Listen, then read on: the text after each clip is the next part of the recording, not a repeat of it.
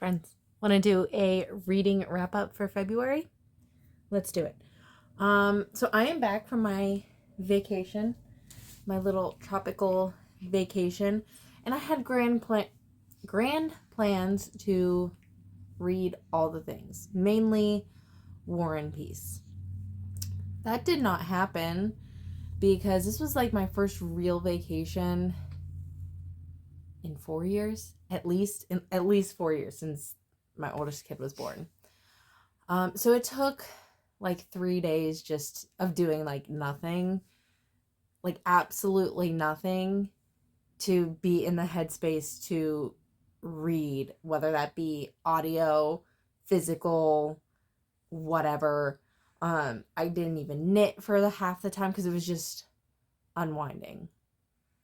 I will say, if you are a mom looking for your first vacation sans kids, I highly recommend an inclusive resort because you don't have to do shit. It's great. So yeah, not a lot of reading progress this past week, but I will share with you the rest of what we got done, or what I got done during the rest of the month of February. It did not start off very strong. We started off with 2 DNFs. The first one, 2 Twisted Crowns, which is the second, the sequel to One Dark Window, maybe, I think. But yeah, 2 Twisted Crowns. I think I just wasn't in the headspace for it.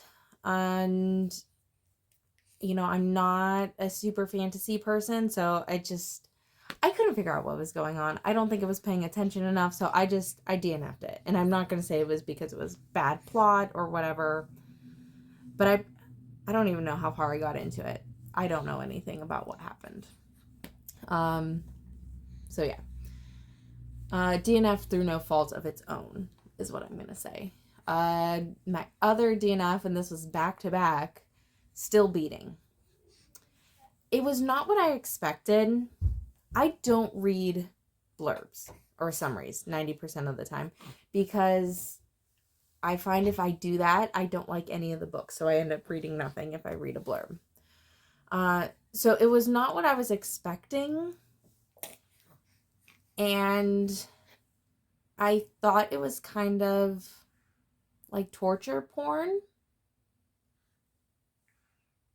I don't know how else to say that, but I think it was just torture porny for me. I did not get very far into it, I will say that. But yeah, there's no chance I'm gonna go back to it for sure. Then I read my first graphic novel. It was SnowWhite by Matt Phalen. Maybe that's how you pronounce it. And I just did it while I was waiting at the hairdressers. It was quick. It was easy. I was kind of confused by it at some points. I mean, obviously, I know the story. The setting was a lot of fun. It was like 1920s New York. But I asked myself, what was the point? And I know literature does not have to have a point. I like mine to have a point. So I'm not sure if I will go back to any graphic novels. Maybe I'll give it another one a go, but I don't know. It was very low on dialogue too. Oh, I'm holding him, by the way. So that might have had something to do with it. I don't know. It didn't seem like my cup of tea, but I will maybe give graphic novels a try. I then got into the Dark Olympus series by Katee Roberts. And it's fine. So I did read Neon Gods. It was fine. I'm nothing to write home about. I read it. I read the second book, Electric Idols. I liked Electric Idols a lot more than Neon Gods. I liked Eros a lot better. I guess that's what it comes down to. That's why I liked it more. And then I did start the third one. What was it? Wicked. Wicked Beauty maybe. And I stopped halfway through. I don't think I'm going to pick it back up. I don't think it's an issue with the book itself, but I can only be in certain worlds for so long. And I think I'm just maxed out on Dark Olympus. I did it with Outlander. I love Outlander. I think I've only gotten through like 3 books before I just get tired of the world. I don't know. I see some series that are, 15 books long. No, absolutely. I cannot do that. But yeah, so that was pretty much, oh no, one more book. Powerless by Lauren Roberts. I loved it. It was so cute, the banter. I really liked that it was clean. I think I'm kind of getting out of my smut era.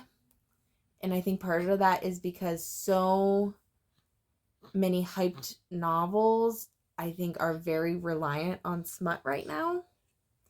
So I really appreciated that this was a clean book. I love the banter. There was something else that I really liked about it. I can't remember. But I listened to it pretty much in the majority of it in one day.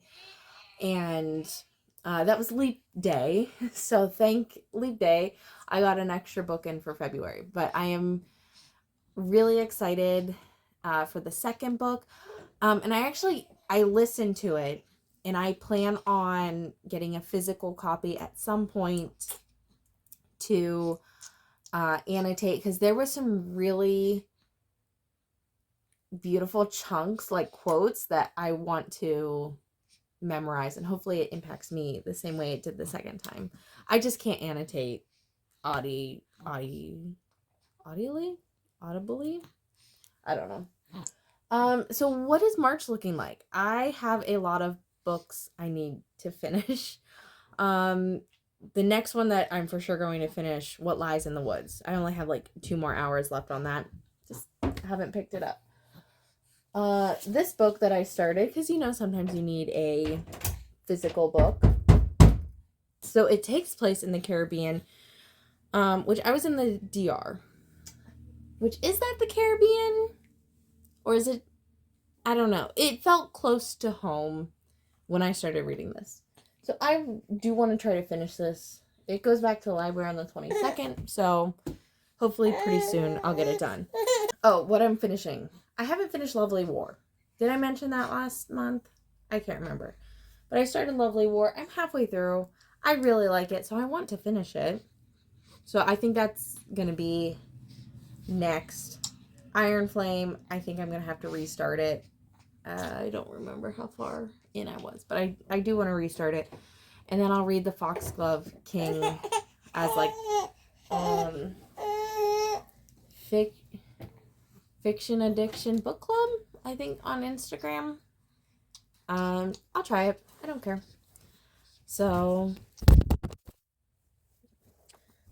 on that note, I'm going to leave you because it's all just falling apart.